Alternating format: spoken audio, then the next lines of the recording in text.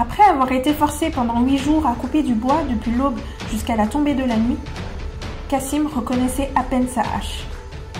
Auparavant de couleur blanche, elle était désormais rouge écarlate, tant ses mains avaient saigné. « Alors, vas-tu maintenant cesser d'aimer ce Jésus ?» a demandé Mohamed Shafik, un des anciens du village.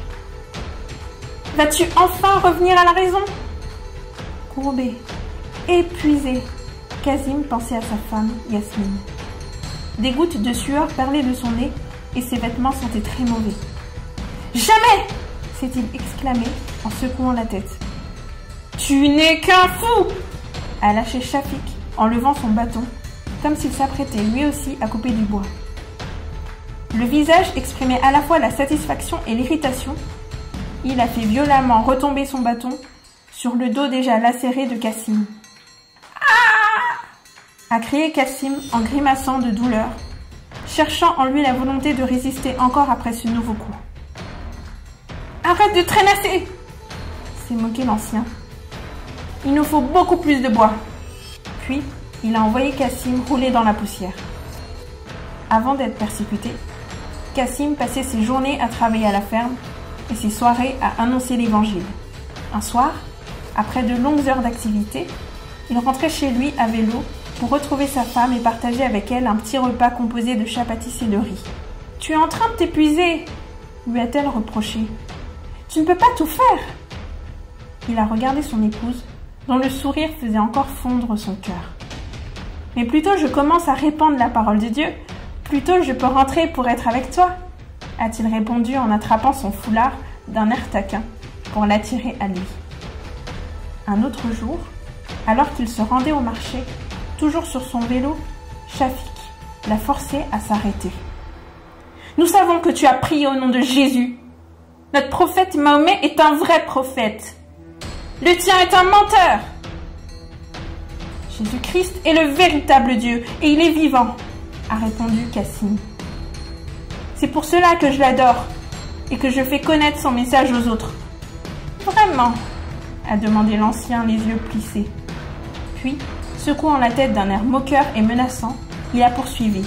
« Voyons donc ce que les autres pensent du fait que tu adores et annonces ce bouseux de Jésus. » Shafik s'est tourné vers la foule, passant rapidement d'un vendeur à l'autre et hurlant pour être entendu au milieu du vacarme.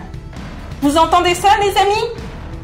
Cet homme, ce moins que rien, ce serpent, se vante de s'agenouiller devant Jésus. Il est fier de parler de ce faux Dieu aux autres. » Comme un essaim d'abeilles agité, les passants se sont précipités sur Cassim, Shafik à leur tête. Ils l'ont traîné hors du marché. C'est à ce moment-là qu'ils ont décidé de l'obliger à couper du bois jusqu'à ce qu'il accepte de renoncer à sa foi en Jésus. Et finalement, quand ils ont vu qu'il ne cédait pas, ils l'ont laissé partir. Mais un soir, alors que Cassim se préparait à partir annoncer l'évangile, Shafik et 5 autres musulmans radicaux ont fait irruption chez lui. Cassim a fait signe à Rachid, son neveu de 7 ans, de s'approcher de lui. Se tournant vers l'enfant, il a murmuré « Aujourd'hui, ils vont me tuer.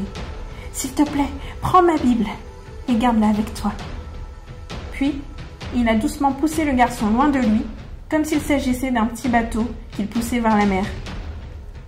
Lorsqu'il a relevé la tête vers Shafik, celui-ci brandissait un pistolet semi-automatique et avait le doigt nerveusement posé sur la gâchette. « Je te promets que je vais appuyer sur la détente. Si tu ne reconnais pas aujourd'hui le prophète Mahomet comme le seul vrai prophète de Dieu, » a-t-il déclaré en pointant l'arme sur la tête de Cassim. Celui-ci l'a regardé longuement et a répondu « Je ne peux pas faire ça. Si tu veux me tirer dessus, fais-le. J'accepte avec joie d'être tué. Mais n'oublie pas que si ce n'est pas la volonté de Dieu, tu ne le pourras pas. » Cette vidéo vous a plu ?